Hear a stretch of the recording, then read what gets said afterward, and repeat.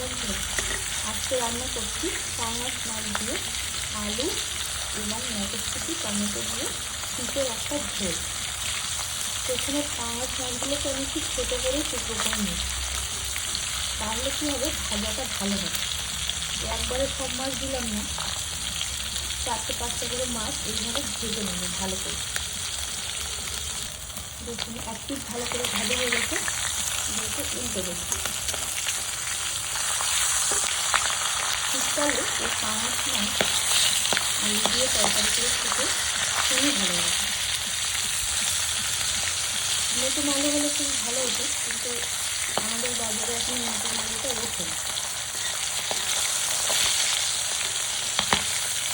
দেখুন কতটা তেল বেরিয়েছে, এই জন্য প্রথমে একদম অল্প তেল দিয়ে আমি দেখুন কী পরিমাণ থাকে মাছ, ওই জন্য একটু দূর থেকে মাছটা ভাজবেন।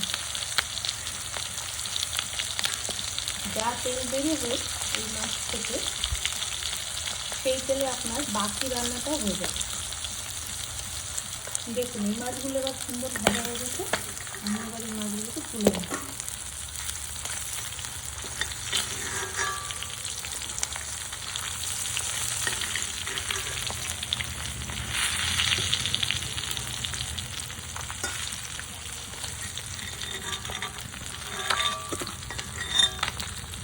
মাটির উনুনটা রান্না করলে আরও ভালো হতো, কিন্তু আজকে আমার একটু তাড়াহুড়ো আছে।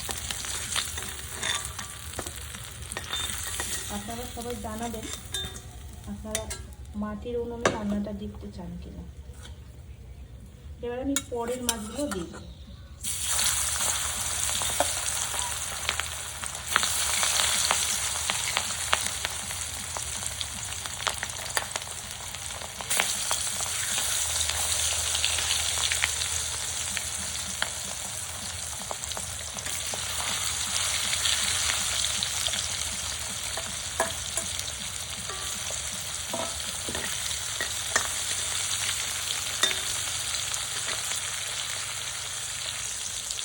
এই মাছগুলোরা একটু ভাজা হয়ে গেছে,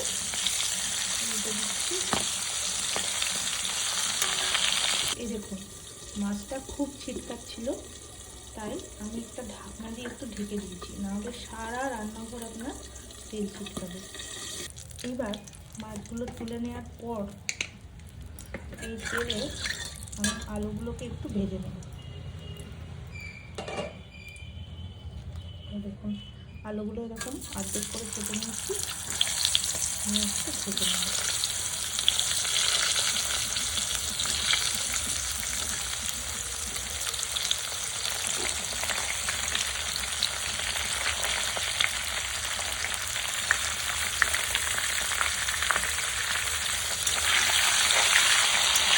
আজকের এই পাঙাশ মাছটা মানে আমি আজকে কিনলাম, শুধু পেটিটা পাওয়া যাচ্ছিল। আমাদের বাড়ির সামনে দিয়ে একদম মাছওয়ালা কাছে যায়, ওনার কাছ থেকে পেটিটাকে নিলাম। শীতকালে পেটিগুলো না বেশ তেল হয়, তো শীতকালে পেটিটা খেতে খুব ভালো লাগে। আর অত বড় মাছ খেয়েও উঠতে পারবো না, ওই জন্য অল্প পেটিটাই নিলাম।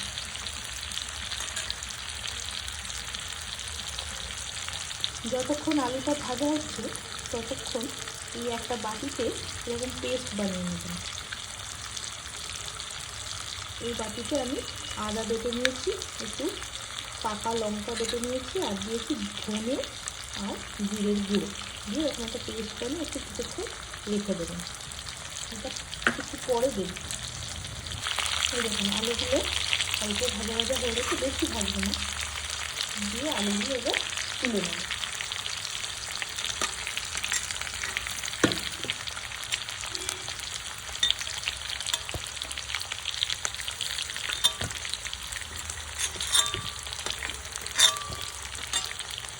এইবার ওই তেলে আমি একটা শুকনো লঙ্কা ভেঙে ফোড়ন দেবো। আমাদের বাড়িতে মাছের ঝোলে কেউ পেঁয়াজ খায় না, তবু এটা পাঙাশ বলে অল্প একটু পেঁয়াজ দিলাম।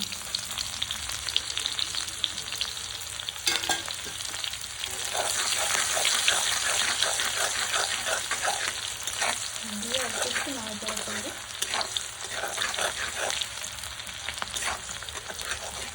এইবার যে মশলার পেস্টটা বানানো হয়েছিল এই পেস্টটা আমি এর ভিতর দিয়ে দিই।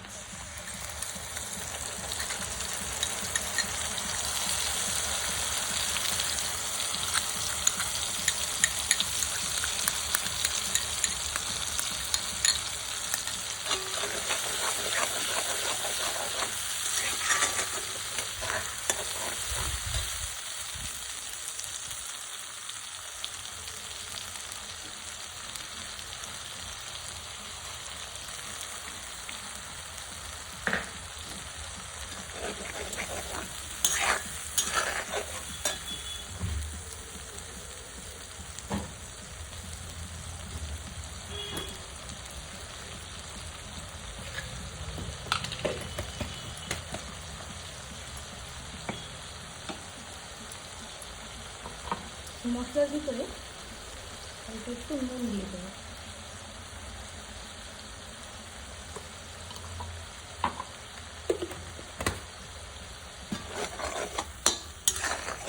এবার দিয়ে দেবো টমেটোটা আর মটরশুঁটি। এটা আমার ফ্রোজেন মটরশুঁটি, বাজারে এখনো মটরশুঁটি সেইভাবে আমাদের এদিকটা ওঠেনি। আমার কাছে কিছু ফ্রোজেন মটরশুঁটি ছিল, সেগুলোই দিয়ে দিলাম।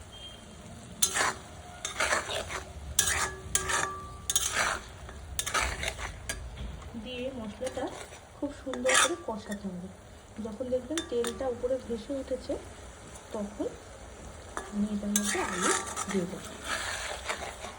এখন মশলাটা একটু কষা, মশলাটা বেশ টমেটোগুলো সেদ্ধ হয়ে গেছে।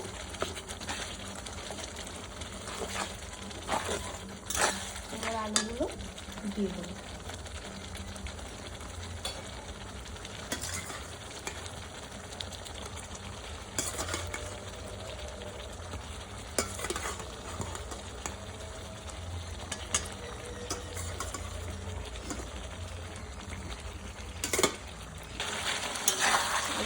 মশলা কষে নিয়ে তারপর জল দিয়ে দেবো।